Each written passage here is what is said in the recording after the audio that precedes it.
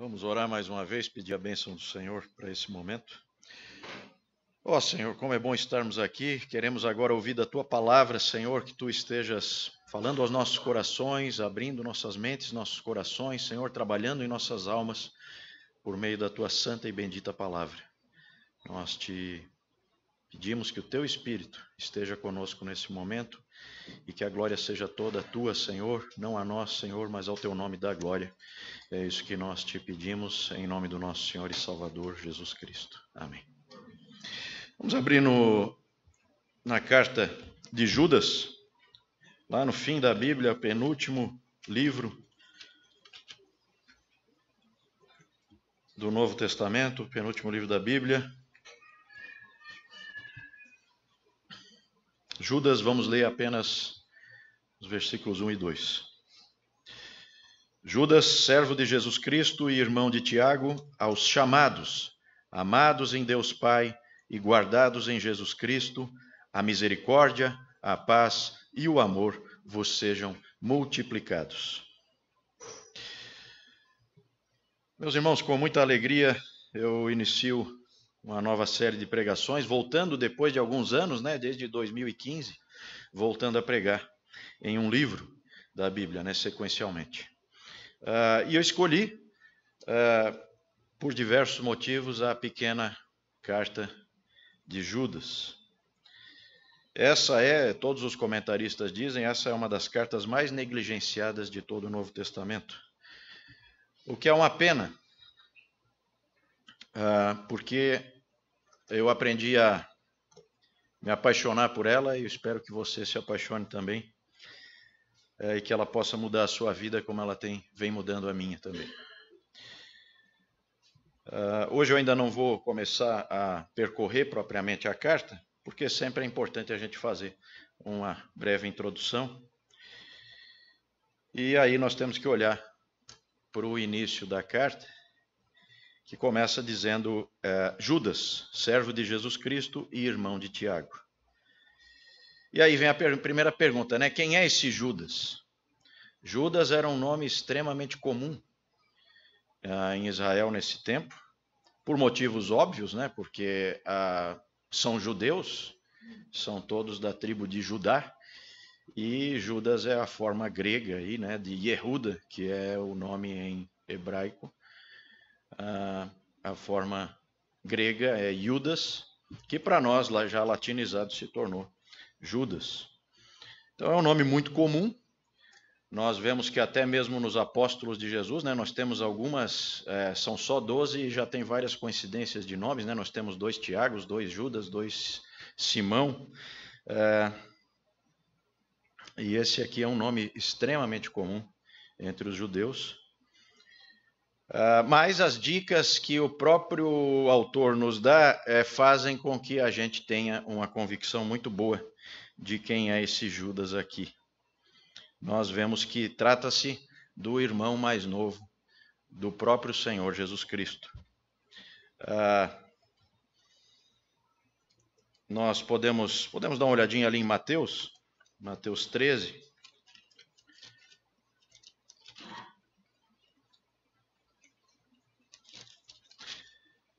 Mateus 13, 55.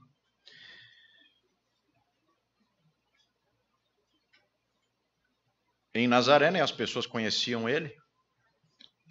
E aí eles dizem assim: não é este o filho do carpinteiro?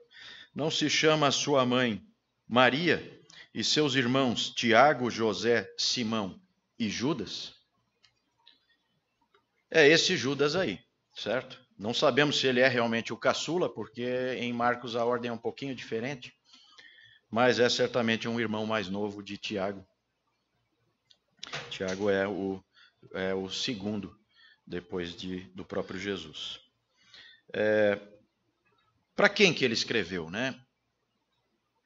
Não fazemos a menor ideia. Quando que essa carta foi escrita? Também não sabemos. Os comentaristas especulam que tenha sido antes do ano 70, O ano 70 é sempre um ano marcante por causa da queda de Jerusalém. Então, quando não tem menção sobre a queda de Jerusalém, aí ele tem todo um raciocínio aí, mas não dá para ter certeza absoluta de forma alguma.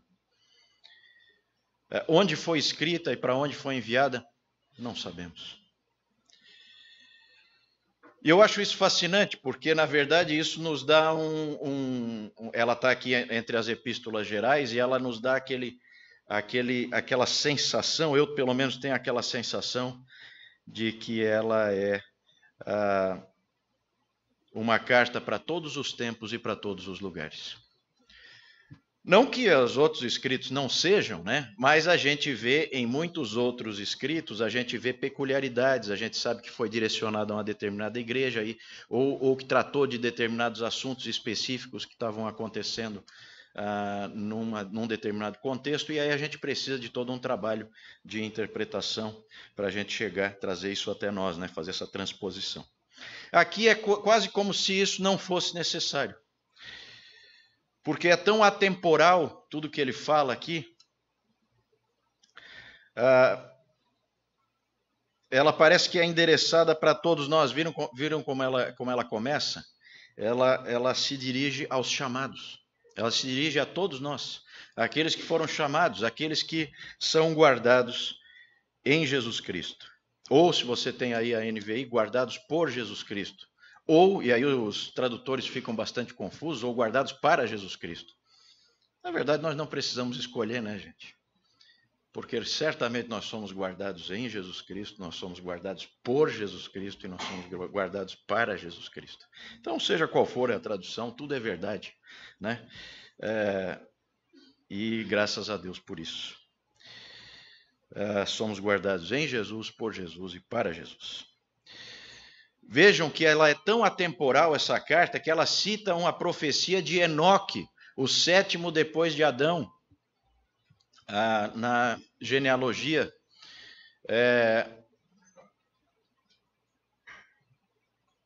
O bisavô de Noé, né, pai de Matusalém.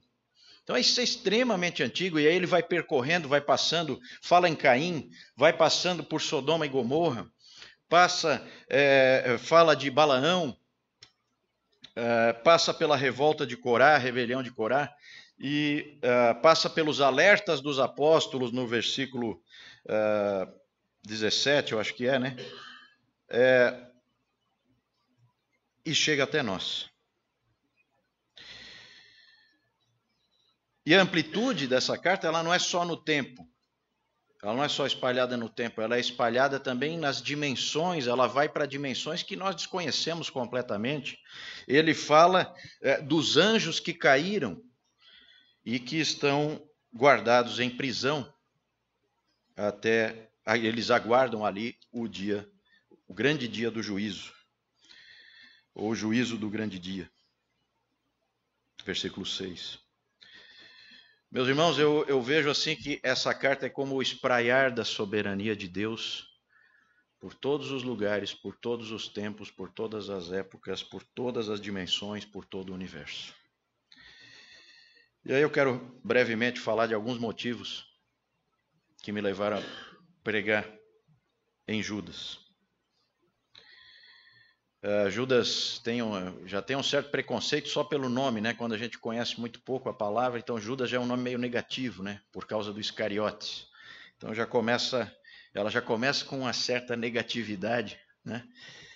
Mas eu espero que vocês tenham percebido que trata-se de um irmão do Senhor aqui, e não é assim que a gente olha para essa carta, né?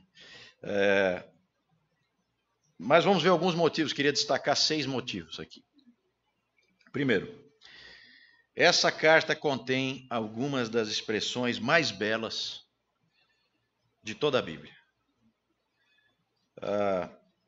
O teólogo Tom Schreiner, ele diz assim: algumas das mais belas frases sobre a graça sustentadora de Deus estão em Judas, e elas brilham ainda mais quando contrastadas com os falsos mestres que se afastaram da verdadeira fé cristã. E aí ele aponta para versos como esse verso 1 e 2 aqui, como o 24 e 25 que nós acabamos de cantar, que são de arrepiar. Além disso, ele é todo poético, né? Os comentaristas dizem que é um bom grego, né? mostrando a capacidade desse homem. Ele que foi criado e veio da Galileia bilíngue, né? E ela tem todo um tom poético. Ela é toda construída em tercetos, grupos de 3. Isso em todo lugar.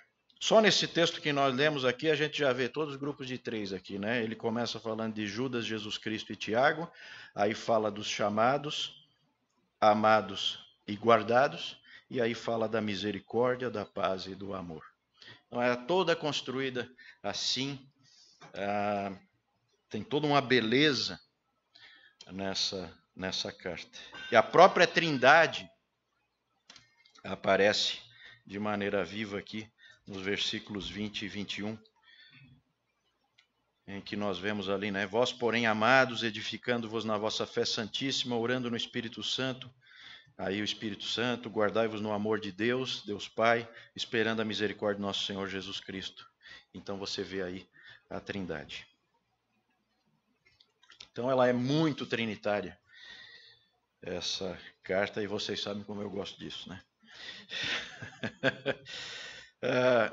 Segundo motivo, a entrada do mal na igreja.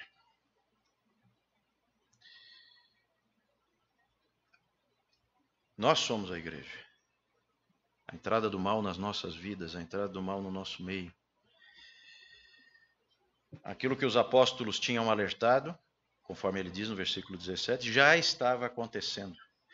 Os libertinos tinham entrado na igreja e dissimulados estavam espalhando confusão, divisão, imoralidade, doutrina falsa, espalhando aquilo que Dietrich Bonhoeffer chamaria de graça barata. Por não conhecerem a verdadeira fé e não terem o Espírito, espalhavam uma versão falsa do cristianismo e o faziam de uma maneira muito camuflada, muito difícil de discernir. E isso, evidentemente, é mais atual do que nunca. E sempre foi. Terceiro motivo, a defesa da única fé, que uma vez foi dada aos santos. Vejam o versículo 3. Amados, quando empregava toda a diligência em escrever-vos acerca da nossa comum salvação, foi que me senti obrigado a corresponder-me convosco, exortando-vos a batalhardes diligentemente pela fé que uma vez por todas foi entregue aos santos. Saulo passou aqui pela investidura dele, uma missão que o presbitério sempre tem e tem em todas as igrejas, é fazer essa defesa. E essa defesa tem que ser feita diligentemente. E não é fácil. A única forma de combater a falsidade é conhecendo muito bem a verdade e comprometendo-se firmemente com ela. Você conhece essa verdade? Você tem esse compromisso firme com a verdade?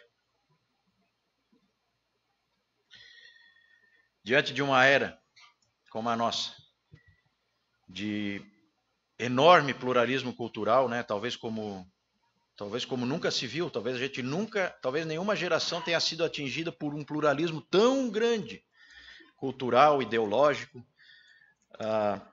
religioso, e com um cristianismo todo dividido e fragmentado, com todo tipo de alucinação e novidades.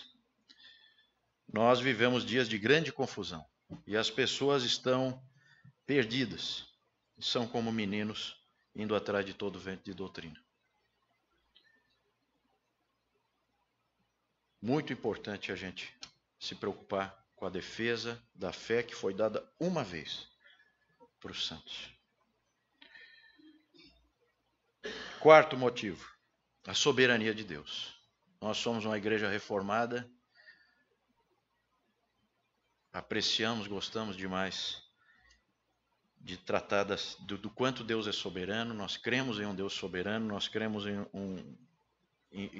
que Ele domina sobre todas as coisas, e que ninguém pode detê-lo ou impedir os seus planos. E Ele nos ama e Ele cuida de nós. E essa é toda a nossa segurança. Por isso é que nós estamos seguros. E essa também é a mensagem de Judas. A Denise leu para nós aqui o livro inteiro. E é claro que nós cantamos aqui um dos textos mais bonitos, mais maravilhosos de toda a Bíblia. É essa doxologia final aqui, nos versos 24 e 25. Mas observem com cuidado aqui, ó. Vejam o espraiar da soberania de Deus nesse texto. Ora, aquele que é poderoso, já começa por aí, para vos guardar, e aí vem essa soberania a nosso favor, para vos guardar de tropeços e para vos apresentar com exultação, imaculados diante da sua glória. A glória vai aparecer 2 vezes aí. Ao único Deus, nosso Salvador, mediante Jesus Cristo, Senhor nosso, glória, majestade, império e soberania. Perceberam essas 4 palavras justapostas? Difícil, né? Você vê 4 palavras assim que insistem na soberania. E isso sempre. Antes de todas as eras, agora e por todos os séculos. Maravilhoso. Soberania. E onde a soberania de Deus é realmente grande, o homem é pequeno e dependente. Por isso, meu 5º motivo é a humildade. Essa é uma carta carregada de humildade. Começa com a própria atitude de Judas, a postura dele. Ele é um servo, um escravo de Jesus Cristo. Já viram que os 2 irmãos do Senhor, os 2 que escreveram, falam isso? Tiago começa a carta dele dizendo: Tiago, servo de Deus e do Senhor Jesus Cristo. Às 12 tribos que se encontram na dispersão, saudações. Os 2 fazem a mesma coisa. Clemente de Alexandria, lá do 2º século, ele nos diz que era sabido que os irmãos do Senhor não apelavam para a sua condição de irmãos, né, do Senhor.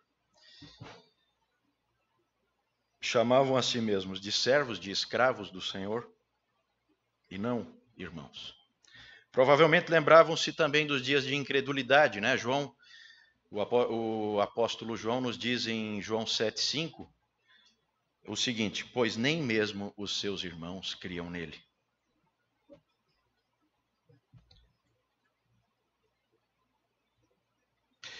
Judas se exclui então do grupo de apóstolos também.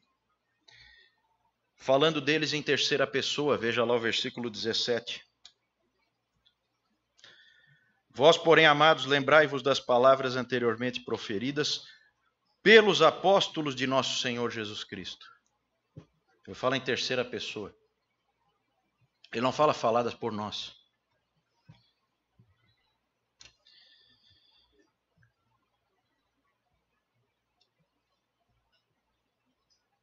E ele se coloca como irmão de Tiago, esse sim, líder da igreja em Jerusalém. Quase todos, como não podia deixar de ser, quase todos os pais da igreja o chamam de apóstolo, mas ele mesmo não toma para si esse título.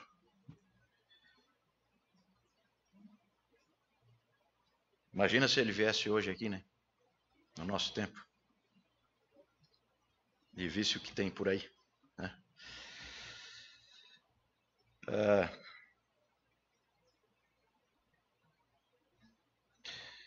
O interessante, meus irmãos, é o destaque. Aí você pensa assim, mas esses irmãos de Jesus, a gente não sabe muita coisa sobre eles. Mas sabemos algumas coisas. Eles têm um destaque grande no transcorrer, na criação da igreja. Vejam como começa o livro de Atos. Dê uma olhadinha lá. Logo depois da ascensão do Senhor Jesus, ele já tinha ressuscitado, e aí ele já tinha subido aos céus para sentar à direita do Pai. E aí os discípulos se reúnem no cenáculo, né? Ali vai descer o Espírito Santo. E aí nós lemos no versículo 14, Atos 1:14. Todos estes perseveravam unânimes em oração com as mulheres. Aqui, estes são os apóstolos, né? Eles estão relatados no versículo 13. Perceberam ali? Então ele fala, todos estes perseveravam unânimes em oração com as mulheres, com Maria, mãe de Jesus, e com os irmãos dele. Não, esses irmãos, esses 4 irmãos estavam ali. Desde o início. Aquele momento inicial da Igreja do Senhor. O apóstolo Paulo conhecia eles a ponto de mencioná-los especificamente, lá em 1 Coríntios capítulo 9, versículo 5, quando ele trata da questão de ele não ser casado e não andar com uma esposa por onde ele caminhava.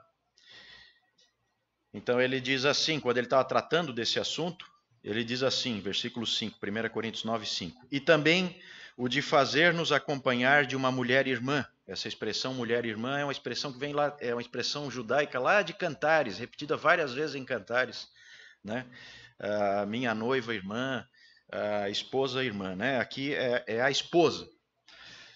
E também o de fazer-nos acompanhar de uma mulher irmã, como fazem os demais apóstolos e os irmãos do Senhor e Cefas.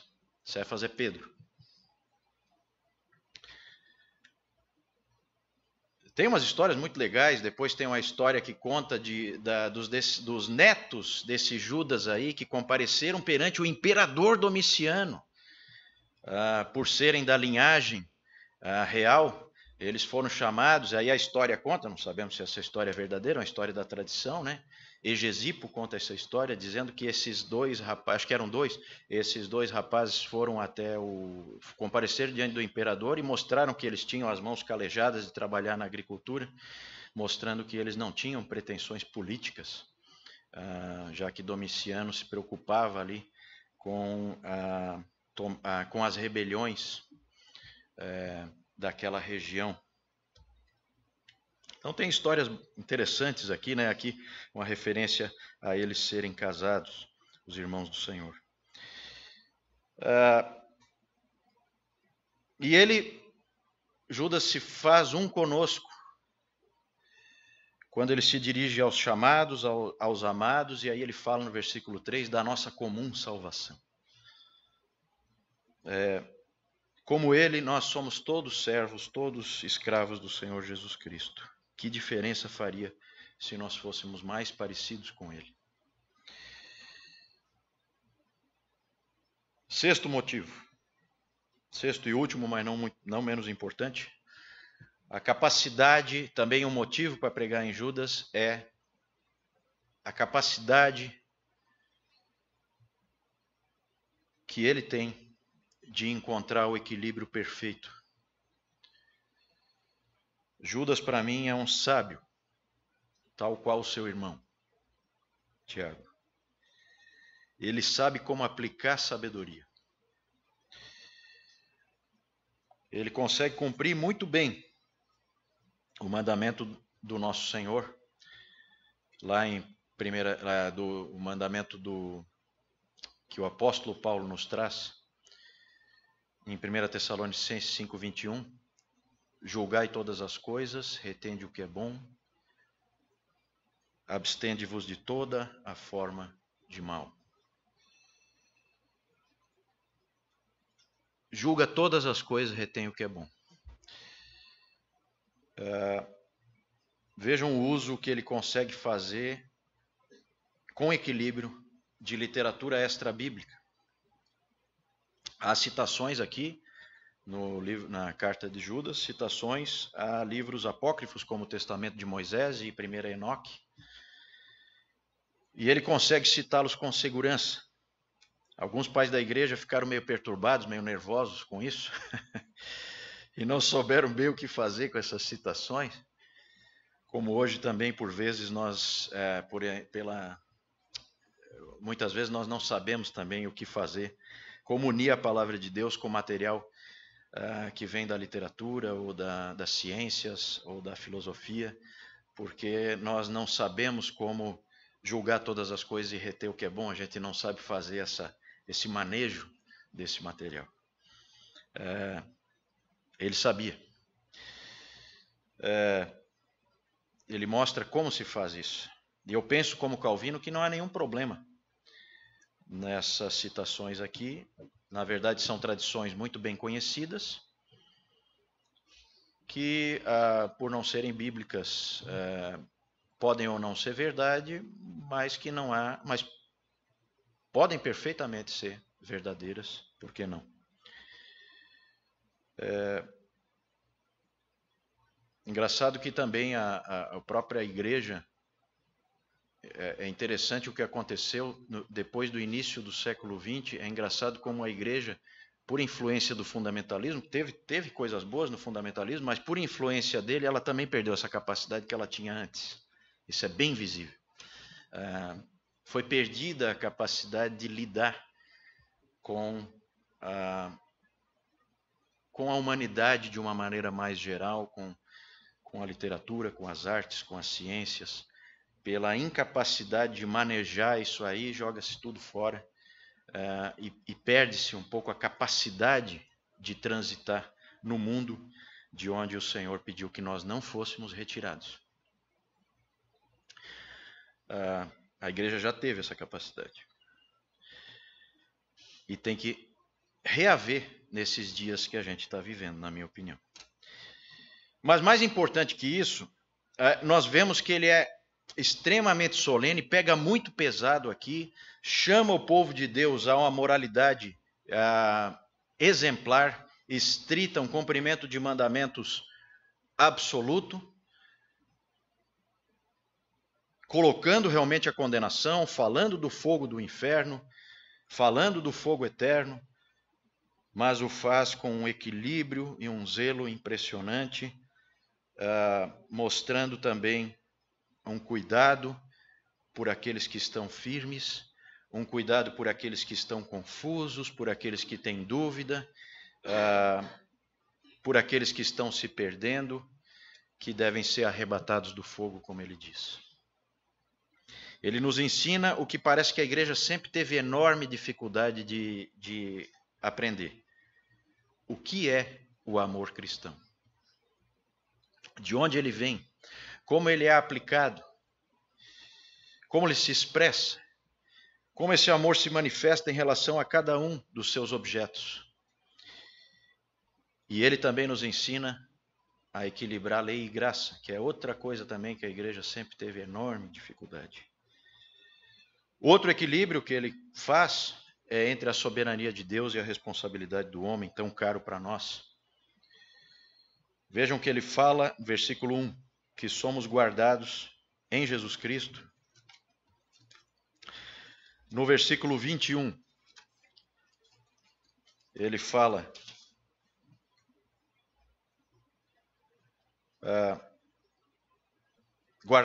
no versículo 24, ele fala que Deus é poderoso para nos guardar de tropeços, mas no 21, ele nos exorta a nós nos guardarmos no amor de Deus.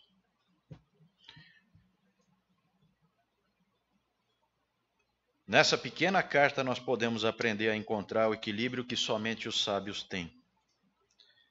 Ou seja, no fundo, é um livro como esse aqui é uma aula de sabedoria cristã. E aí eu quero gastar o restante do tempo que eu tenho aqui, ditos esses motivos, e por causa de tudo isso, eu queria dizer que vejo essa carta como perfeita para a nossa época, para o nosso momento. A nossa época ela não é nem melhor nem pior do que qualquer outra época na história da igreja. Geralmente a gente acha, nossa, olha como estão as coisas e tal, e aí geralmente a gente está embarcando em algum tipo de conversa de algum avô, de algum tio que tem saudade de um tempo que na verdade nunca existiu.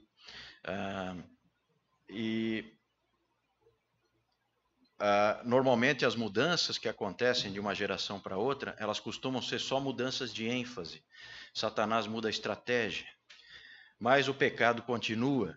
E não é porque você gosta mais ou se horroriza mais com um pecado ou com outro que o Senhor vê assim, né? Todo pecado é pecado e todo ele é horrível. O que vai acontecendo no mundo é que troca-se um pecado por outro. E o que é constante é que do mundo nada se pode esperar. Temos que ser, como o Dr. Martin Lloyd-Jones sempre ensinava, nós temos que ser sempre um tanto ou quanto pessimistas em relação ao mundo e aos rumos do mundo. O mundo jaz no maligno, 1 João 5,19, e essa condição não promete mudar, não vai melhorar. É um equívoco, como eu já disse, imaginar que houve alguma era de ouro ou aquele tal mítico, né, país cristão, que nunca existiu. Isso não existe. Nós somos todos cidadãos de um outro reino. Estamos infiltrados e espalhados por todos os reinos deste mundo. Nosso trabalho em relação ao mundo é levar o evangelho, é pregar o evangelho. Nosso trabalho como igreja é esse. E a nossa credibilidade, ela cai muito quando nós nos associamos a forças e poderes deste mundo e a igrejas que claramente se afastam da fé que uma vez por todas foi dada aos santos.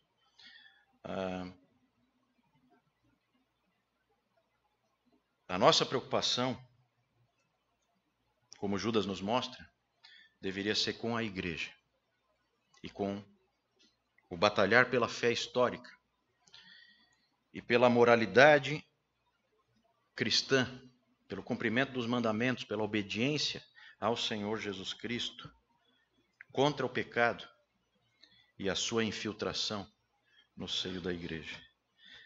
Eu vejo sempre os cristãos se queixando da moralidade na sociedade. Olha como está essa imoralidade em todo lugar e tal. Aí eu fico me perguntando, porque eu vou embarcando também nessa carroça aí, e aí eu fico me perguntando, não seria isso aí uma cortina de fumaça? Uma tentativa de desviar o foco? Ou pior ainda, uma tentativa de sentir uma enganosa e perigosíssima superioridade moral? Naquele esquema do nós e eles? Perceberam que Judas não faz isso? Aliás, perceberam que nenhum dos apóstolos faz isso? A pergunta é: como está a igreja do Senhor? Há santidade crescente na igreja? Há temor de Deus? Estamos preocupados em nos guardarmos no amor de Deus? Essas são as perguntas. Certamente a pressão do mundo que nos cerca é um problema.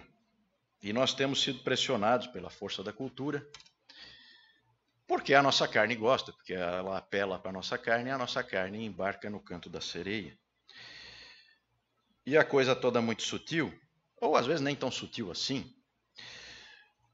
Só para dar um exemplo, eu acabei de terminar uma série nos 7 pecados capitais e eu procurei mostrar como esse conceito é antigo, como ele vem ao longo dos séculos e como a igreja procurou preservar isso aí e aprender sempre mais e conhecer mais, calcada na palavra de Deus. Pois bem, vejam que interessante essa frase do teólogo Richard Topping, citada pelo Don Carson. Eu li recentemente Don Carson citando essa frase do Topping. Diz ele assim: lembrem-se que vivemos em um tempo em que 6 dos 7 pecados capitais são condições médicas e o orgulho é uma virtude. 6 dos 7 pecados capitais são condições médicas e o orgulho é uma virtude. Esse é o nosso tempo. E os crentes estão embarcando em mentiras como essas. Elas estão vindo de fora para dentro. E cadê a defesa? Cadê a proteção? Será que há um discipulado consistente em nós? Qual é o grau de imoralidade sexual na igreja? Entre os nossos jovens? Entre os nossos velhos? Qual o nível de ódio e raiva ao próximo? Aquele que é diferente de nós? Será que nós não entendemos o mandamento apostólico de que aqueles que nos perseguem nós devemos abençoar, nunca amaldiçoar?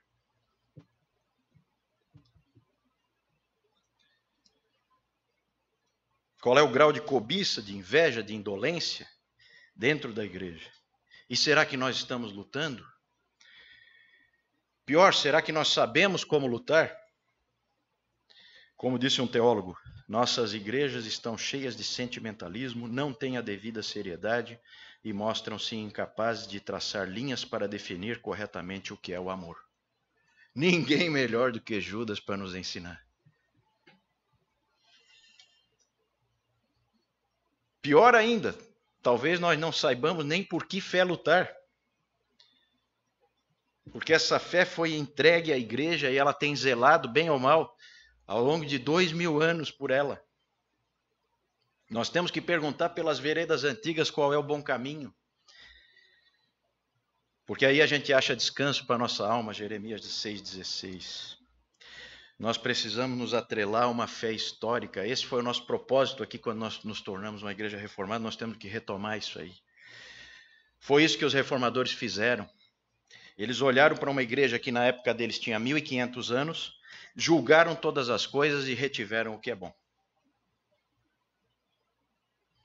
Nós precisamos, inspirados e guiados por Judas, redescobrir o que é catolicidade reformada.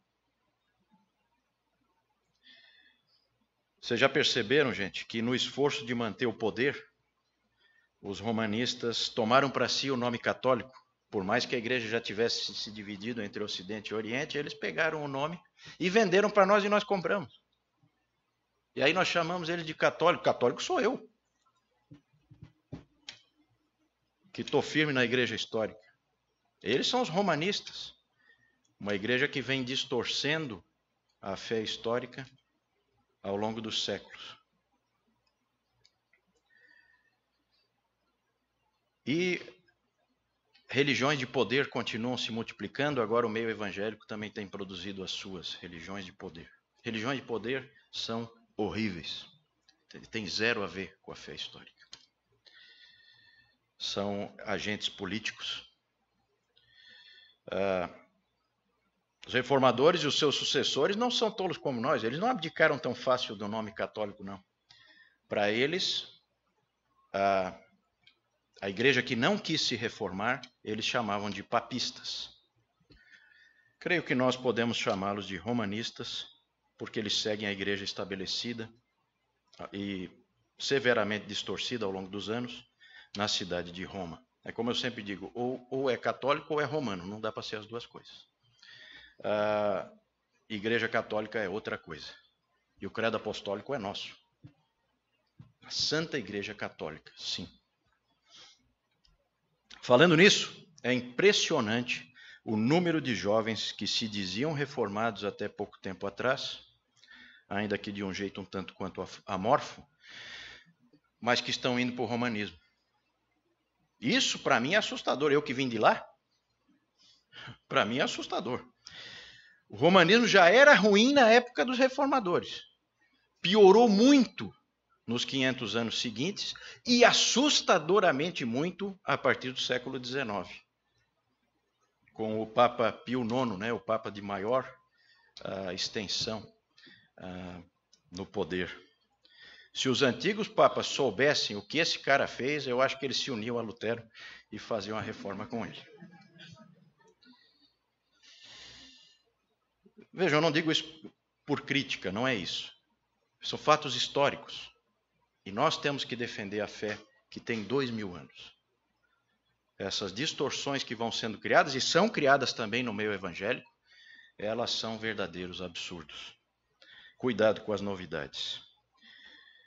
Vejo que esse fluxo dessa juventude diz muito sobre as igrejas despreparadas que não sabem das suas origens e não aprendem como se guarda a verdadeira fé e que acabam deixando jovens que já estavam confusos, mais confusos ainda, por defenderem as suas tradições que eles não sabem nem de onde é que vieram.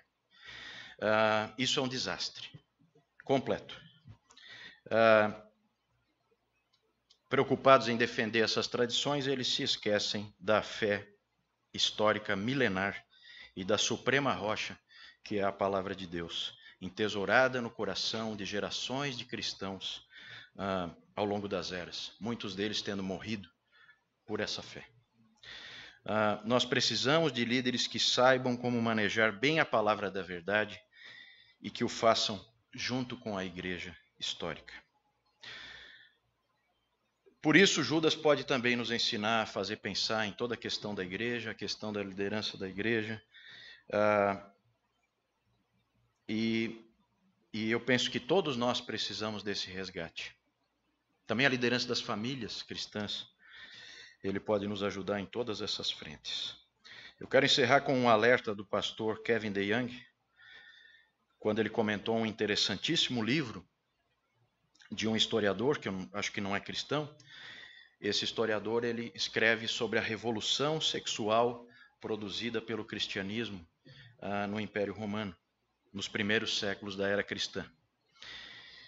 E aí o Kevin DeYoung comenta, baseado no livro e na história, ele comenta dizendo o seguinte: durante a maior parte da sua história inicial, o poder da igreja veio através da pregação, dos seus escritos e por meio de seu próprio sistema rigoroso de membresia e disciplina.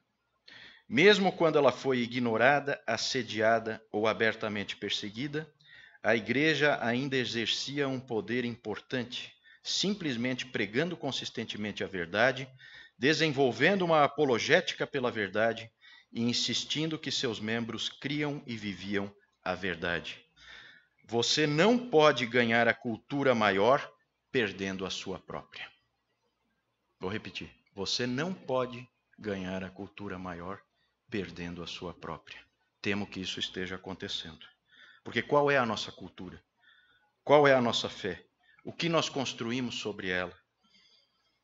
Venha comigo então, meu irmão, meu amigo, minha irmã, minha amiga, venha comigo então aprender com o nosso irmão Judas, servo de Jesus Cristo, irmão de Tiago, o caminho para descobrirmos as respostas a essas tão importantes perguntas. Vamos orar? Obrigado, Senhor, por essa carta tão pequena e tão preciosa. Nós te agradecemos, Senhor, porque podemos aprender com ela, que ela abra nossos olhos e que ela fortaleça a nossa igreja. E todas as igrejas, Senhor, possam ser fortalecidas pelo poder da Tua palavra e pelo Teu Espírito, derramando poder, derramando sabedoria sobre as lideranças e sobre todos os membros das igrejas que se chamam pelo Teu nome, e essa aqui também. Nós oramos agradecidos em nome do nosso Senhor e Salvador Jesus Cristo. Amém.